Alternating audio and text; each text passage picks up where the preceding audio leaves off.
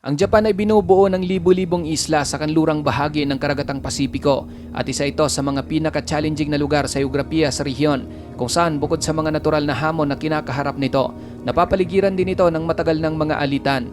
Ngunit pagkatapos ng ikalawang digmaang pandaigdig, muling bumangon ang Japan at nagsikap na magsulong ng pag-unlad. Isa sa mga hakbang na ginawa ng bansa ay ang pagpapalakas ng kanilang kakayahan sa depensa na may layuning mapigilan ang mga posibleng pag-atake mula sa malayo.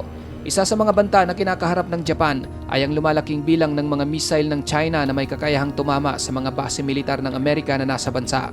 Kasama rin dito ang patuloy na paggawa ng North Korea ng mga missile na may nuclear na mga warhead na madalas inilulunsad sa dagat malapit sa Japan tuwing magsasagawa ng missile test. Bukod pa rito, mayroon ding hindi pagkakaunawaan ng Russia at Japan tungkol sa Kuril Islands na nagiging dahilan ng hidwaan sa pagitan ng dalawang bansa. Dahil dito, ang Japan ay napapaligiran ng mga bansang may mga banta sa kanilang seguridad. Nararamdaman ng gobyerno ng Japan na talagang kailangan nilang protektahan ang kanilang bansa, kaya inaprubahan ito ang National Security Strategy, pati na ang National Defense Strategy at Defense Development Program na may layuning palakasin ang domestic defense industry ng Japan na mahalaga para sa kanilang kakayahan sa depensa.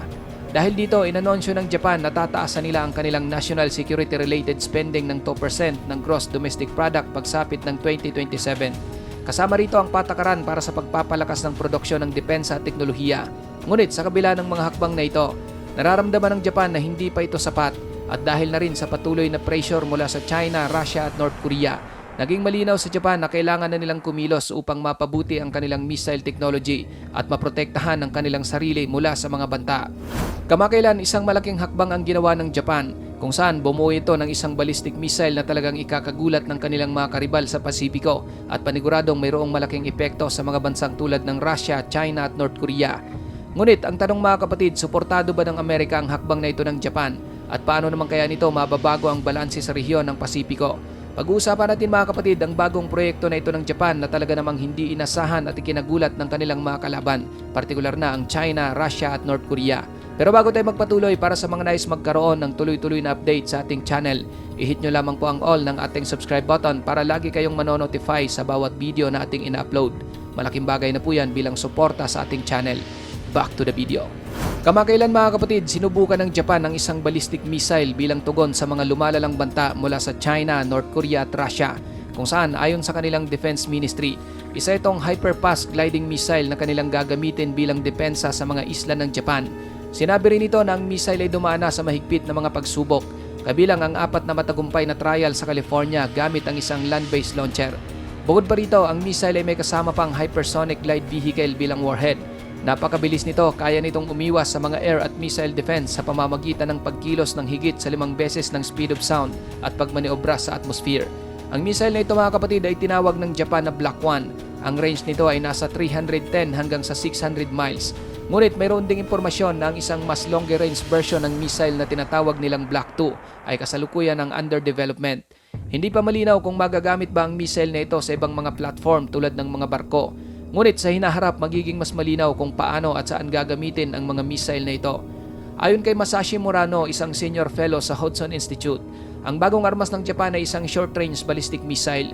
Mayroon itong re-entry vehicle na kayang mag-maneuver ng hypersonic speed habang bumabalik sa atmosphere para tamaan ang target. Sabik na ang Japan na i-deploy ang mga missile na ito. Katunayan, ayon sa Ministry of Defense ng bansa, nais na nilang tapusin ang pananaliksik sa naturang missile para magamit na at upang maprotektahan na ang mga isla ng Japan bago matapos ang 2025. Ang hakbang na ito ng Japan mga kapatid ay hindi lang nagbibigay sa bansa ng lubos na kakayahan sa depensa. Nagpapakita din ito ng mensahe ng pagbabanta para sa mga bansang tulad ng Russia, China at North Korea, kung saan ang kanilang paggamit ng ballistic missile para sa depensa at ang pagdevelop nito ng marami ay tiyak na magdudulot ng alalahanin sa mga nabanggit na bansa. Ayon sa mga eksperto, mayroong mahalagang interes ang Russia, China at North Korea sa Japan. Ngunit dahil sa pinakabagong ballistic missile test ng Japan, maaring nabigo na ang mga plano ng tatlong bansang ito. Ang mga coastal defense missile ng Japan ay may range lamang na 125 miles. Ngunit ang mga bagong ballistic missile nito ay may 4 na beses na mas malawak na range na isang malaking hakbang para sa puwersa ng Japan. Bukod sa mga missile na na-develop ng Japan, nakakatanggap din ito ng suporta mula sa ibang bansa para palawakin ang saklaw ng kanilang depensa. Halimbawa, bumili sila ng mga bagong air-to-air missile mula sa Norway na may range na umaabot ng 300 miles. Habang gumagawa naman ng Japan ang sarili nitong mga missile, Nais din nilang magkaroon ng missile na may range na higit sa 1,600 kilometers na posibleng isa itong Tomahawk cruise missile na mula sa Estados Unidos na nagbibigay daan para magkaroon ng bansa ng kakayahang umatake sa mga target sa malalayong lugar at magpapaalala sa mga kalaban na mag-isip ng 2 beses bago umatake sa Japan. Ang bagong estratehiya na ito ng Japan ay naglalayon ding paunlarin ang kanilang lokal na teknolohiya para sa depensa ng bansa, kung saan sa unang pagkakataon ang bahagi ng kanilang national budget na para sa innovation ay isasama ang mga teknolohiyang mahalaga para sa seguridad ng bansa at magiging malaking bahagi ng strategic competition ang pagpapalakas ng pambansang pamumuhunan sa research and development.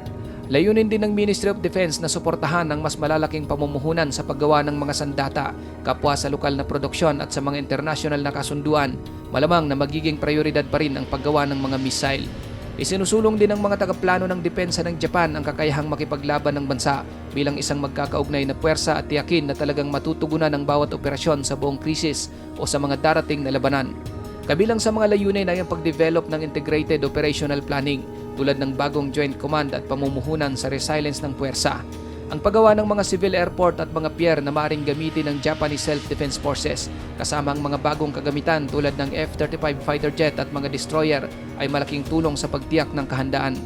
Ngayon mga kapatid, ang hakbang sa pagpapalakas ng Japanese Self-Defense Forces ay nagdulot ng pagtaas ng presensya ng mga banyagang militar malapit sa Japan, gaya halimbawa ng mga missile na mula sa North Korea na madalas tumatawid sa exclusive economic zone at teritoryo ng Japan nang walang babala.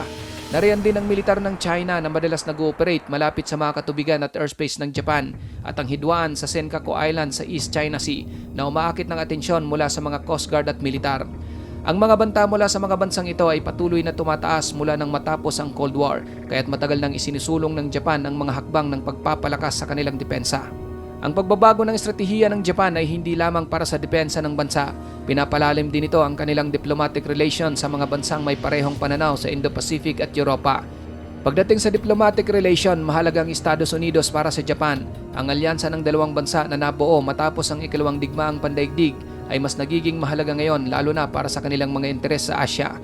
Naging magkaalyado ang Japan at Estados Unidos noong 1951 matapos lagdaan ng bansa ang United States-Japan Mutual Security Treaty kasabay ng Treaty of San Francisco na nagtakda ng mga kondisyon kung paano papayagan ng mga Hapon ang mga puwersang Amerikano na manatili sa kanilang teritoryo. Kasama nito ang Yoshida Doctrine, isang estratehiya ng Japan na naglalayong umasa sa Estados Unidos para sa kanilang seguridad habang nagfo-focus sa pagpapalakas ng ekonomiya. Pagsapit ng 1954, itinatag ni Prime Minister Shigeru Yoshida ang Self-Defense Forces sa kabila ng mga pagtutol dahil sa Article 9 ng Konstitusyon na nagbabawal sa pagbuo ng mga puwersang militar. Ngunit pagsapit ng 1960, binago ang kasunduan at binigyan ng Estados Unidos ng karapatang magtayo ng mga base sa Japan kapalit ng pangako nitong ipagtatanggol ang Japan. Ginamit ang mga base na ito sa mga operasyon sa Vietnam na nagdulot ng mga protesta sa Japan para naman matugunan ang mga alalahanin tungkol sa mga nuklear na armas sa mga base ng Estados Unidos. Ipinasa ni Prime Minister Asako ang 3 non-nuclear principles noong 1967. Simula noon, umasa ang Japan sa proteksyon mula sa Estados Unidos laban sa mga banta. Sa mga sumunod na taon, nagsimula rin ang Japan na magsagawa ng mas aktibong papel sa ugnayang bilateral. Noong 1992, ipinasa ang isang batas na nagpapahintulot sa Japan na magpadala ng self-defense forces sa mga peacekeeping mission ng United Nations.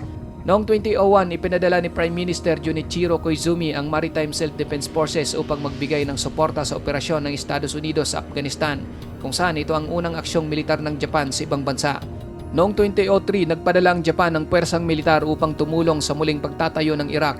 Noong 2015, sa ilalim ni Prime Minister Shinzo Abe, binago ng Japan ang kanilang konstitusyon na nagbigay daan upang ipagtanggol nila ang kanilang mga kaalyado sa ilalim ng mga limitadong kondisyon.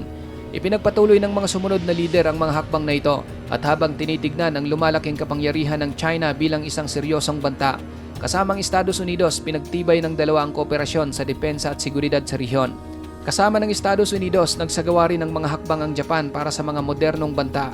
Halimbawa, sa digmaan ng Russia sa Ukraine, nagbigay ng tulong pinansyal at humanitarian aid ang Japan sa Ukraine at ipinakita ang pagtutol nito sa mga agresibong aksyon ng Russia. Pinagtibay din ito ang depensa laban sa mga banta mula sa China, North Korea at Russia. Noong 2022, inilabas ng Japan ang bagong pambansang estratehiya para palakasin ang depensa, magdagdag ng paggasto sa depensa at kumuha ng mga long-range counter-attack capabilities. Sa ilalim ng kasalukuyang administrasyon, pinapalakas ang kooperasyon ng Japan at Estados Unidos sa ballistic missile technology at iba pang defense technology, pati na rin sa paggamit ng unmanned system at artificial intelligence. Ang dalawang bansa ay patuloy na nagtutulungan sa mga makabagong teknolohiya kasama ng space at maritime awareness. Kasama ang Estados Unidos, nagsimula rin ang Japan na makipagtulungan sa mga isyu tulad ng climate change, kung saan noong 2021 nagtatag ang Japan at Estados Unidos ng climate partnership para magtulungan sa green technology at pagbuo ng mga decarbonized infrastructures. Pinapalakas din nila ang kanilang ugnayang pang-ekonomiya at technological. Sa kabuuan, ipinapakita ng Japan na handa itong ipagtanggol ang sarili gamit ang makabagong teknolohiya at patuloy na suporta ng Estados Unidos. Ang mga hakbang na ito ay nagpapakita sa layunin ng Japan na magpatuloy sa pagpapalakas ng sarili nitong depensa at maging isang malakas na puwersa sa rehiyon ng Pasipiko. Sa hinaharap, inaasahan na ang Japan ay magpapatuloy sa pagpapalakas ng kanyang mga estratehiya sa depensa at international na relasyon. Ang pagpapakilala ng Japan sa kanilang bagong hypersonic glide missile at ang pagtutok nito sa domestic defense innovation ay naglalagay sa bansa bilang isang malakas na puwersa sa rehiyon ng Pasipiko. Sa tulong ng Estados Unidos, hindi lamang pinapalakas ng Japan ang kanyang kakayahan sa militar, kundi pati na rin ang kanilang mga strategic partnership at impluensya sa buong mundo. Habang patuloy na minomodernize ng Japan ang kanilang mga defense system at nag-i-invest sa makabagong teknolohiya, ang lumalakas nitong puwersang militar ay tiyak na maghuhubog sa seguridad sa Indo-Pacific. Sa harap ng mga lumalaking banta sa rehiyon, determinado ang Japan na hindi na muling magpapasindak. Ikaw kapatid, ano ang masasabi mo sa bidyong ito? Para sa iyong opinion, i-comment mo na yan sa ating comment section sa ibaba. At kung nagustuhan mo naman ang bidyong ito, paiwan naman ako ng like at pasubscribe na rin sa ating munting channel. Maraming salamat sa panonood hanggang sa susunod na naman nating upload. Peace out!